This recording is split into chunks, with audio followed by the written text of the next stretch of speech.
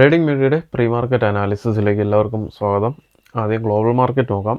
US market ഒരു mixed ട്രെൻഡിൽ trade ചെയ്യാണ്. ഡൗ John's 447 point പോസിറ്റീവായിട്ട് ട്രേഡ് ചെയ്യുന്നു.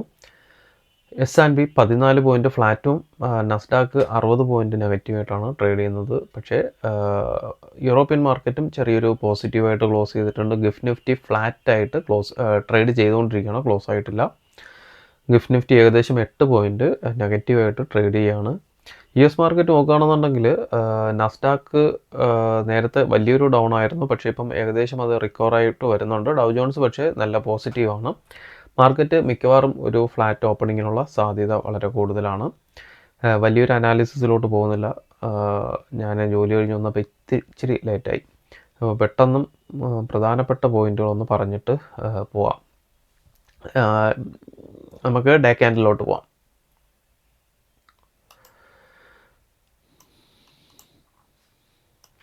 ഡേ ക്യാൻഡിൽ നോക്കുകയാണെന്നുണ്ടെങ്കിൽ കഴിഞ്ഞ 2 ദിവസത്തെ ക്യാൻഡിൽ ഈ ഒരു ഫിബ് നമ്മൾ വരയ്ക്കുന്നത് ഏകദേശം മാർക്കറ്റ് ഇവിടെ നിന്ന്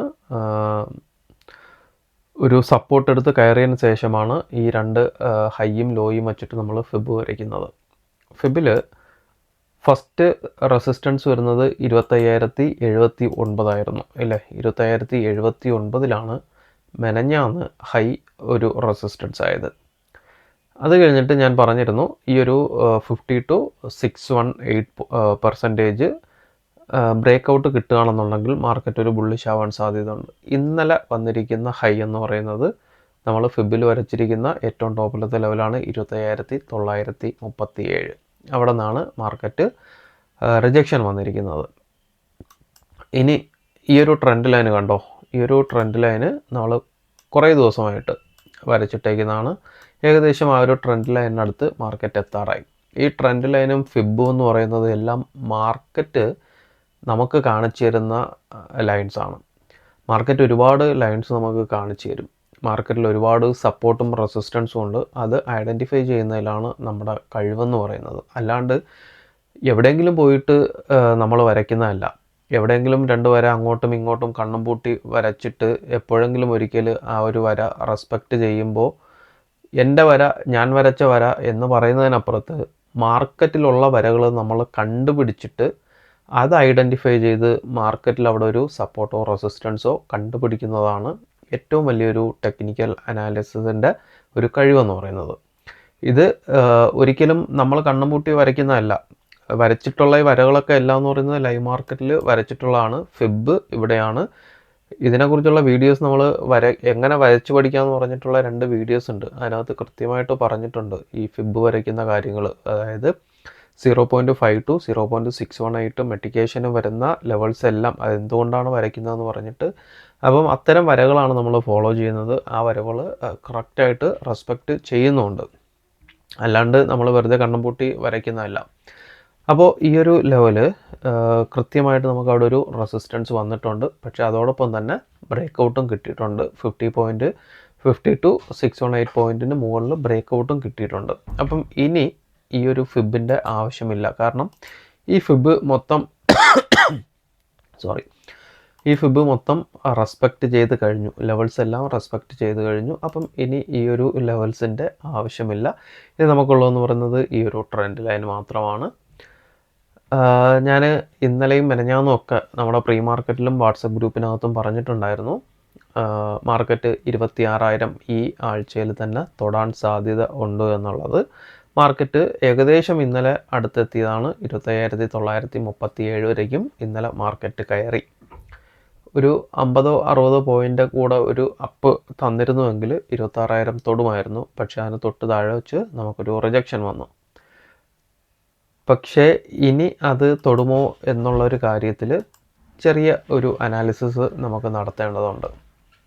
ഏകദേശം ഇവിടെ ഒരു ഗ്യാപ്പ് വന്നിട്ടുണ്ട്. മാർക്കറ്റിൽ ഒരു ഗ്യാപ്പ് വന്നിട്ടുണ്ട്. ഈ ഒരു ഗ്യാപ്പ് ഫില്ല് ചെയ്യാൻ മാർക്കറ്റ് ഇറങ്ങി വരികയാണെന്നുണ്ടെങ്കിൽ ചിലപ്പോൾ 26 തൊടാനുള്ള സാഹചര്യം ഉണ്ടാകാൻ സാധ്യതയില്ല. കാരണം ഇന്ന് വ്യാഴം, നാളെ വെള്ളി, 2 ദിവസമേ ഉള്ളൂ.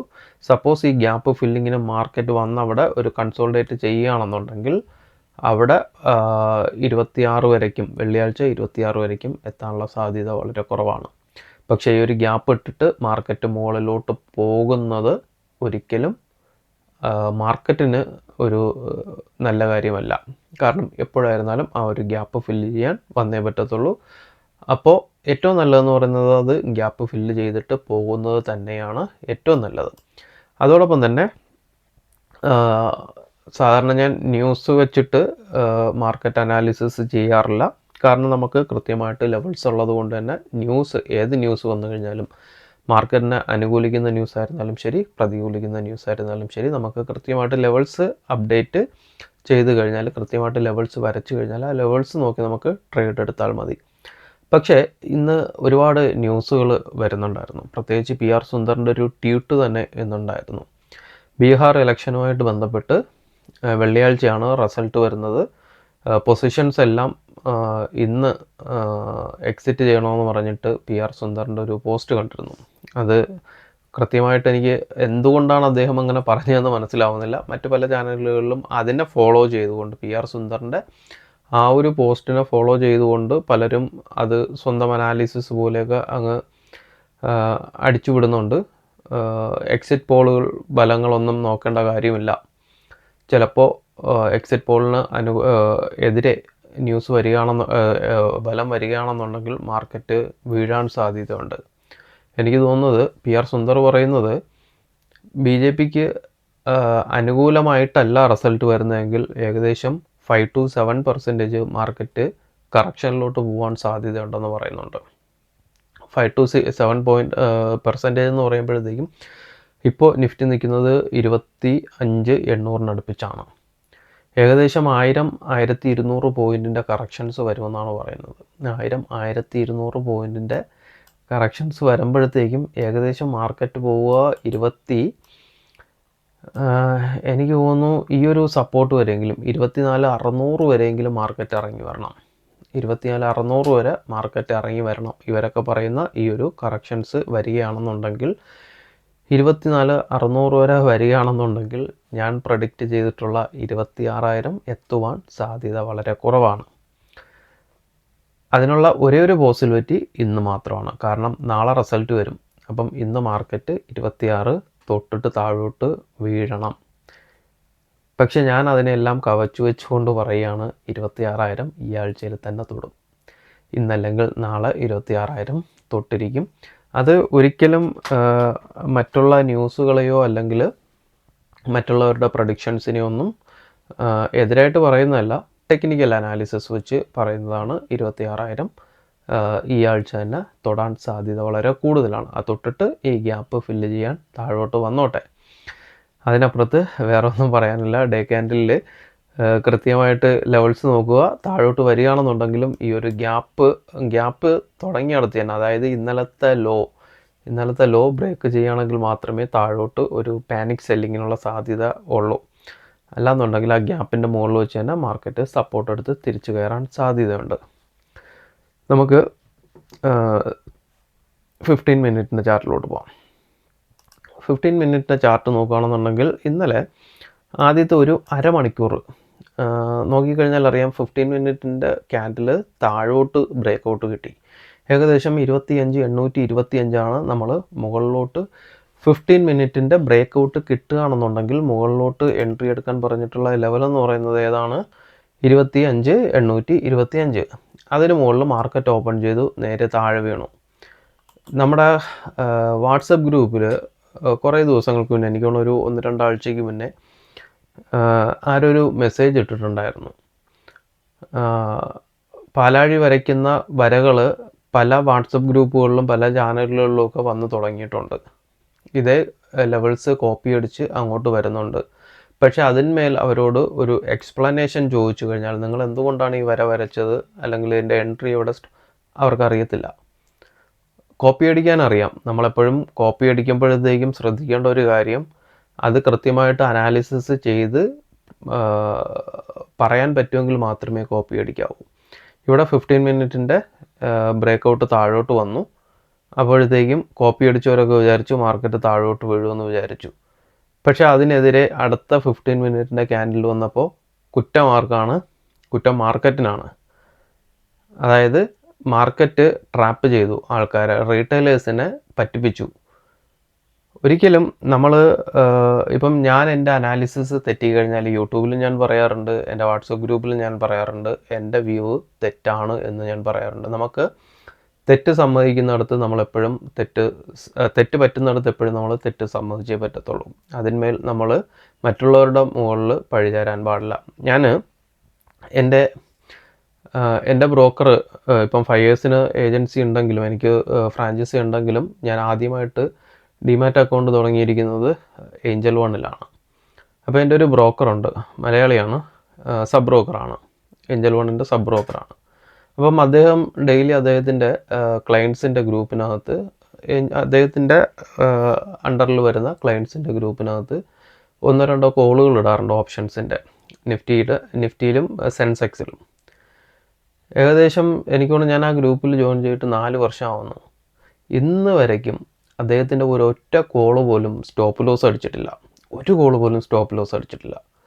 ഇന്ന് വരയ്ക്കും അദ്ദേഹത്തിന് ഈ കഴിഞ്ഞ 4 വർഷമായിട്ട് അദ്ദേഹം ഇട്ടിട്ടുള്ള കോളുകൾ സ്റ്റോപ്പ് ലോസ് അടിച്ചു എന്ന് പറഞ്ഞിട്ടൊരു മെസ്സേജ് പോലും ഇന്ന് വരയ്ക്കും ആ ഗ്രൂപ്പിനകത്ത് അദ്ദേഹം ഇട്ടിട്ടില്ല. അത് അഡ്മിനുള്ളിയാണ്, അതിനകത്ത് നമുക്ക് മെസ്സേജ് അയക്കാൻ പറ്റത്തില്ല. അതുകൊണ്ട് തന്നെ ആരും എനിക്ക് പലപ്പോഴും ചോദിക്കണമെന്ന് ആഗ്രഹമുള്ള എന്തുകൊണ്ടാണ് നിങ്ങളുടെ കോളുകളൊന്നും സ്റ്റോപ്പ് ലോസ് അടിക്കാത്തത്? പക്ഷേ അദ്ദേഹം കൊടുത്തിട്ടുള്ള കോളുകളെല്ലാം പ്രോഫിറ്റ് ആയിട്ടുണ്ടോ എന്ന് ചോദിച്ചു കഴിഞ്ഞാൽ ഒരു 30% മാത്രമേ പ്രോഫിറ്റിലോട്ട് എത്തിയിട്ടുള്ളൂ. അപ്പം ബാക്കി 70% എന്ത് സംഭവിച്ചു എന്ന് ചോദിച്ചു കഴിഞ്ഞാൽ, അദ്ദേഹം കൊടുക്കുന്ന കോളുകൾ ഓപ്പോസിറ്റ് പോവുകയാണെന്നുണ്ടെങ്കിൽ ഒറ്റ ഉത്തരം മാത്രമേ അതിനകത്ത് കാണത്തുള്ളൂ: പ്രീമിയം മെൽട്ടാകുന്നു, മാർക്കറ്റ് നമ്മളെ പറ്റിക്കുന്നു, ഇത്ര മാത്രമേ കാണത്തുള്ളൂ. അല്ലാണ്ട് SL ആയി എക്സിറ്റ് ആകൂ ഇങ്ങനെയൊന്നും പറയാറില്ല. SL ആയിക്കഴിഞ്ഞാൽ അദ്ദേഹത്തിൻ്റെ ഒരു മറുപടി എന്ന് പറയുന്നത് പ്രീമിയം മെൽട്ടാകുന്നു, ഇത്രയേ ഉള്ളൂ. അല്ലാണ്ട് ഈ 4 വർഷത്തിനിടയ്ക്ക് അദ്ദേഹം ഒരിക്കൽ പോലും കോള് സ്റ്റോപ്പ് ലോസ് അടിച്ചെന്ന് പറഞ്ഞിട്ടില്ല. അപ്പോൾ നമ്മളൊരു കോള് കൊടുക്കുന്ന സമയത്ത് അത് സ്റ്റോപ്പ് ലോസ് അടിച്ചു കഴിഞ്ഞാൽ സ്റ്റോപ്പ് ലോസ് അടിച്ചു, അതിനപ്പുറത്ത് മാർക്കറ്റിന് ഒരിക്കലും കുറ്റം പറയില്ല. കാരണം മാർക്കറ്റിനെ നമുക്ക് കൃത്യമായിട്ട് അനലൈസ് ചെയ്യാൻ പറ്റാത്തതുകൊണ്ടാണ്. അതുകൊണ്ടാണ് ഞാൻ എപ്പോഴും പറയാറുണ്ട്, എൻ്റെ ഒരു കോളെങ്കിലും ഓപ്പോസിറ്റ് പോവുക, അല്ലെങ്കിൽ ഒരു വീഡിയോ എങ്കിലും ഓപ്പോസിറ്റ് പോവുകയാണെന്നുണ്ടെങ്കിൽ ഞാൻ പറയും എൻ്റെ വ്യൂ റോങ് ആണെന്ന് പറഞ്ഞിട്ട്. അപ്പോൾ ഇത് കോപ്പി അടിക്കുന്നവർക്ക് പക്ഷേ അറിയത്തില്ല ഇതെന്തുകൊണ്ടാണെന്ന്. ഇതിപ്പം നോക്കിക്കഴിഞ്ഞാൽ ഞാൻ ഇന്നലെ തന്ന ലെവൽ 25,825 താഴോട്ട് 15 മിനിറ്റിൽ ബ്രേക്ക് ഔട്ട് ആയി കഴിഞ്ഞാൽ സ്വാഭാവികമായിട്ടും നിങ്ങൾ എന്ത് ചെയ്യും? നിങ്ങൾ താഴോട്ട് പുട്ടെടുത്ത് അടുത്ത 15 മിനിറ്റ് മുകളിലോട്ട് കയറിയപ്പോൾ നിങ്ങളുടെ സ്റ്റോപ്പ് ലോസ് ഹിറ്റായി. കുറ്റം ആർക്കാണ്? മാർക്കറ്റിനാണ്. കാരണം നിങ്ങളെ താഴോട്ട് കാണിച്ചിട്ട് അടുത്ത 15 മിനിറ്റിൽ മുകളിലോട്ട് കയറ്റി. ഇനി ഞാൻ ഇന്നലെ 5 ഇയേഴ്സിൽ കൊടുത്ത കോള് കാണിച്ചു തരാം. ഞാൻ ഇന്നലെ നിങ്ങളടുത്ത് യൂട്യൂബിൽ കൃത്യമായിട്ട് പറഞ്ഞാണ് 25,825 മുകളിലോട്ട് ബ്രേക്ക് ഔട്ട് കിട്ടിയാൽ മുകളിലോട്ട് എൻട്രി എടുക്കാം. ഇത് പക്ഷേ താഴോട്ടാണ് 15 മിനിറ്റിൻ്റെ ഇത് വന്നത്, ബ്രേക്ക് ഔട്ട് വന്നത്. അപ്പോൾ സ്വാഭാവികമായിട്ടും നമ്മൾ എന്ത് ചെയ്യണം? പുട്ട് ഓപ്ഷൻ എടുക്കണം.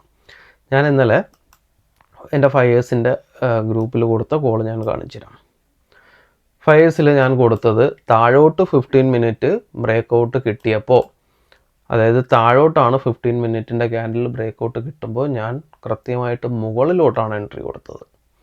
കാരണം അനാലിസിസ് ചെയ്ത എനിക്കറിയാം ഇൻട്രാഡേയിൽ എവിടെ സപ്പോർട്ട് എടുക്കും, അല്ലെങ്കിൽ ഇൻട്രാഡേയിൽ എനിക്ക് അനാലിസിസ് ചെയ്ത് കഴിഞ്ഞാൽ മാർക്കറ്റിൻ്റെ മൂവ് എങ്ങോട്ട് പോകുമെന്ന് എനിക്ക് ഏകദേശം ഒരു ധാരണയുള്ളത് കൊണ്ടാണ് ഞാൻ സാധാരണ പോസ്റ്റ് മാർക്കറ്റിനെ കുറിച്ച് പറയാറില്ല. പക്ഷേ ഇത്തരം കോപ്പിയടികൾ കുറേ ദിവസം കൊണ്ട് ശ്രദ്ധയിൽപ്പെട്ടതുകൊണ്ടാണ്, അവസാനം മാർക്കറ്റിനെ കുറ്റം പറയുന്നത് കൊണ്ടാണ് ഞാൻ ഇതിന്ന് കാണിക്കാനുള്ള കാരണം എന്ന് പറയുന്നത്.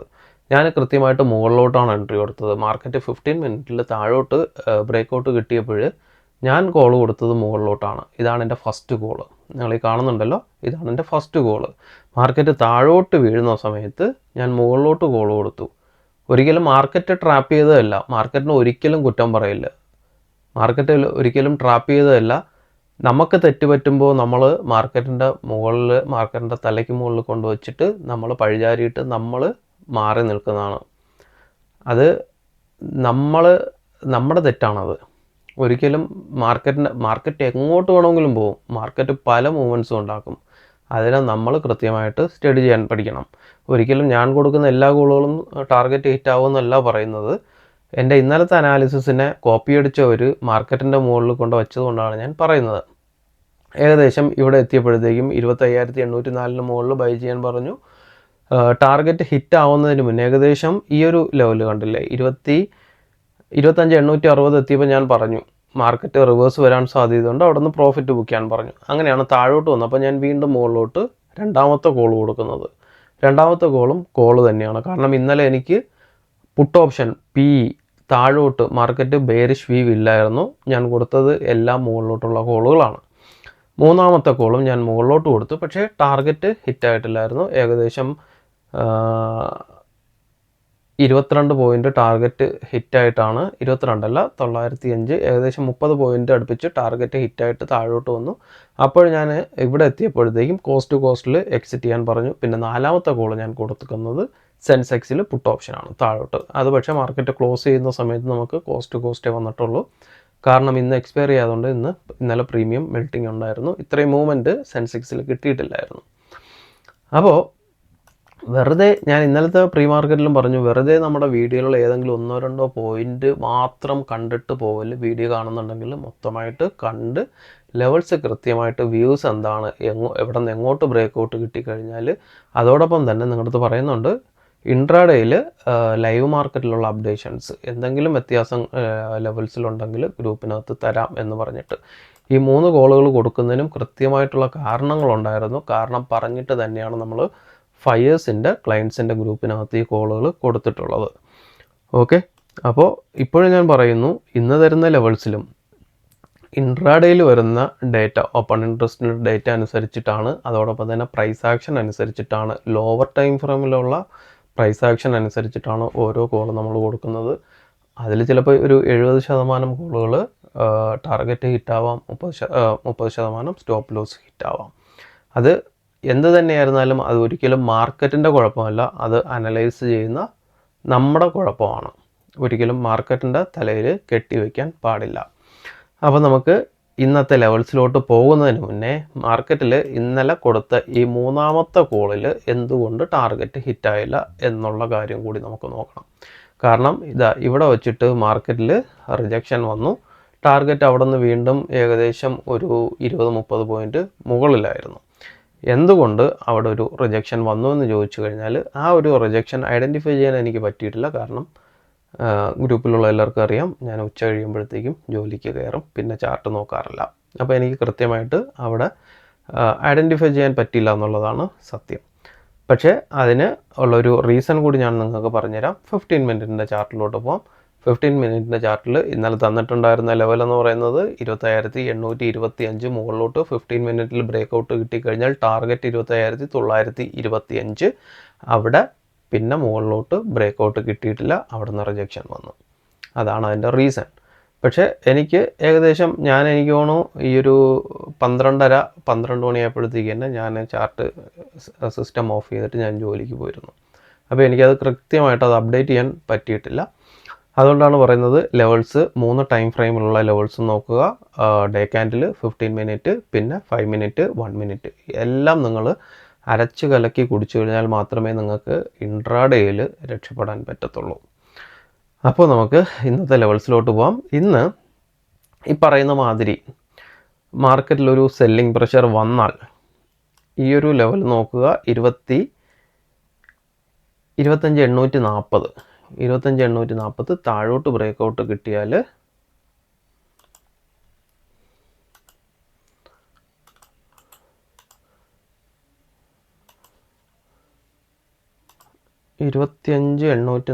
താഴോട്ട് ബ്രേക്കൗട്ട് കിട്ടിയാൽ ഫസ്റ്റ് ടാർഗറ്റ് ഇന്നലത്തെ ലോ വയ്ക്കുക. ആ ഒരു ഗ്യാപ്പ് ഫില്ലിങ്ങിന് ഉള്ള സാധ്യത കുറവാണ്.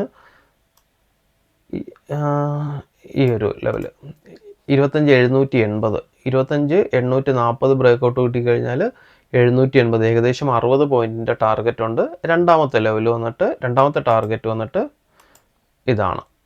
മെനഞ്ഞാന്നത്തെ ഹൈ ആണ് വരുന്നത്, ക്ലോസിംഗ് ആണ് വരുന്നത് 25,720. അതും 60 പോയിൻ്റ് തന്നെയാണ്. ഏകദേശം 60 പോയിൻറ്റിൻ്റെ 120 പോയിൻറ്റിൻ്റെ 2 ടാർഗറ്റാണ് താഴോട്ട് വരുന്നത്. മുകളിലോട്ട് ഇന്നലത്തെ ഹൈ വേണ്ട, നമുക്ക് ഇന്നലത്തെ ഈ ഒരു സ്വിംഗ് ഹൈ 25,900 15 മിനിറ്റിൽ ബ്രേക്ക് ഔട്ട് കിട്ടിയാൽ, ഇന്നലത്തെ ഹൈ റെസിസ്റ്റൻസ് ആയിട്ട് എടുക്കുന്നില്ല, 25,953 മുകളിലോട്ട് എൻട്രി നോക്കാം. രണ്ടാമത്തെ ടാർഗറ്റ് വരുന്നത് ഇച്ചിരി വലുതാണ്, ഇവിടെ ഒരു ഗ്യാപ്പ് ഉണ്ടെന്ന് തോന്നുന്നു, 26,043. 26,043 ഏറ്റവും മുകളിലുള്ള ടാർഗറ്റ് വരുന്നത്. അപ്പം ഈ 2 ലെവൽസേ ഉള്ളൂ. കാരണം വലിയ ഫോളിലോട്ടൊന്നും ഞാൻ പോകുന്നില്ല. PR സുന്ദർ പറഞ്ഞ ആ ഒരു വലിയൊരു ഫോളിലോട്ട് പോകുന്നില്ല. ഒന്നുകിൽ ഗ്യാപ്പിൻ്റെ ടോപ്പിൽ വെച്ചിട്ട് റിട്ടേൺ പോകും, അല്ലെങ്കിൽ ഗ്യാപ്പ് ഫില്ല് ചെയ്തിട്ട് റിവേഴ്സ് ആകും. മാർക്കറ്റ് എന്തായാലും ഒരു ബുള്ളിഷ് തന്നെയാണ് എൻ്റെ വ്യൂവും വരും ദിവസങ്ങളിലും. നമുക്ക് വീഡിയോ ഒരുപാട് നീണ്ടുപോയി, നമുക്ക് പെട്ടെന്ന് ഇൻട്രാഡേ ലെവൽസിലോട്ട് പോവാം. ഇത്രയും നീണ്ടുപോകുമെന്ന് ഞാൻ പ്രതീക്ഷിച്ചില്ല. ഇന്ന് നാരോ CPR ആണ് 25,858 തൊട്ട് 25,874 വരെയാണ് CPR വരുന്നത്. മാർക്കറ്റ് ഒരു കൺസോൾട്ടേഷൻ ആണ്, കാരണം അസെൻഡിങ് ആൻഡ് ഡിസെൻഡിങ് CPR ആണ് വന്നുകൊണ്ടിരിക്കുന്നത്. അത് നമ്മൾ വീക്കിലി അനാലിസിസിൽ പറഞ്ഞിട്ടുണ്ടായിരുന്നു. ഒരു ഗ്യാപ്പ് ഡൗൺ വരികയാണെന്നുണ്ടെങ്കിൽ 25,800 സപ്പോർട്ട് എടുക്കും. അതായത് ഇന്നലത്തെ ലോ ആണ് സപ്പോർട്ട് എടുക്കാൻ സാധ്യതയുള്ള ഒരു ഏരിയ എന്ന് പറയുന്നത്. അത് ബ്രേക്ക് ഔട്ട് കിട്ടുകയാണെന്നുണ്ടെങ്കിൽ നേരെ ഗ്യാപ്പ് ഫില്ലിംഗ് 25,711 25,686. അപ്പം ഇവിടെ എവിടെ ആണെങ്കിലും നമുക്ക് ഒരു റിവേഴ്സിനുള്ള ഒരു പുൾ ബാക്കിനുള്ള സാധ്യതയുണ്ട്. മാക്സിമം 25,071 25,686 ആയിരിക്കും മാർക്കറ്റ് ഗ്യാപ്പ് ഫില്ല് ചെയ്തിട്ട് കയറുക. ഈ ഗ്യാപ്പ് ഫില്ല് ചെയ്തിട്ട് കയറുകയാണെന്നുണ്ടെങ്കിൽ മാർക്കറ്റ് ഇന്നലത്തെ ഹൈയും ബ്രേക്ക് ചെയ്ത് മുകളിലോട്ട് പോകാൻ സാധ്യതയുണ്ട്. അത് ഇന്നല്ലെങ്കിൽ നാളെ. കാരണം എന്ന് പറയുന്നത് അതൊരു സ്ട്രോങ് റിവേഴ്സ് ആയിരിക്കും. ഈ ഒരു ഗ്യാപ്പ് ഫില്ല് ചെയ്തിട്ട് കയറുകയാണെന്നുണ്ടെങ്കിൽ അതൊരു സ്ട്രോങ് റിവേഴ്സ് ആയിരിക്കും. ഗ്യാപ്പ് ഫില്ല് ചെയ്യാണ്ട് കയറുകയാണെന്നുണ്ടെങ്കിൽ മുകളിൽ നിന്ന് എപ്പോഴായിരുന്നാലും 26,200 ഒരു സെല്ലിംഗ് പ്രഷർ വന്ന് വീണ്ടും താഴോട്ട് വരാനുള്ള സാധ്യതയുണ്ട്. CPR ബ്രേക്കൗട്ട് കിട്ടാൻ സാധ്യതയുണ്ട്. CPR നാരോ CPR ആണ്. CPR ബ്രേക്കൗട്ട് കിട്ടുകയാണെന്നുണ്ടെങ്കിൽ 25,960 25,945 ഫസ്റ്റ് ടാർഗറ്റ്. രണ്ടാമത്തെ ടാർഗറ്റ് വരുന്നത് 26,18 26,034. 26,18 26,034 ടച്ച് ചെയ്യുകയാണെന്നുണ്ടെങ്കിൽ നമ്മൾ ഈ ആഴ്ചത്തെ വീക്കിലി അനാലിസിസിലും അത് കഴിഞ്ഞിട്ട് വന്ന തിങ്കൾ ചൊവ്വ പ്രീ മാർക്കറ്റിലൊക്കെ പറഞ്ഞിട്ടുണ്ടായിരുന്നു. ഏകദേശം ഒരു inverted head and shoulder pattern പറഞ്ഞിട്ടുണ്ടായിരുന്നു. അതിൻ്റെ ടാർഗറ്റ് 26,000 ആണ് നമ്മൾ പറഞ്ഞിട്ടുള്ളത്. അതിൽ എക്സാക്റ്റ്ലി നോക്കുകയാണെന്നുണ്ടെങ്കിൽ 330 പോയിൻ്റാണ് 26,020-30 ലെവലിലോട്ട് മാർക്കറ്റ് കയറി വരാൻ സാധ്യത വളരെ കൂടുതലാണ്. ആ ടാർഗറ്റ് ഇന്നല്ലെങ്കിൽ നാളെ ഹിറ്റാവുമെന്നുള്ളൊരു പ്രതീക്ഷയിൽ തന്നെയാണ് ഈ ഒരു പ്രീ മാർക്കറ്റ് ചെയ്യുന്നത്. അപ്പം ബാക്കി അപ്ഡേഷൻസ് നമ്മുടെ വാട്സപ്പ് ഗ്രൂപ്പിൽ ലൈവ് മാർക്കറ്റിലുണ്ടാവും. എല്ലാവർക്കും നല്ലൊരു ട്രേഡിംഗ് ദിനം ആശംസിക്കുന്നു. Thank you.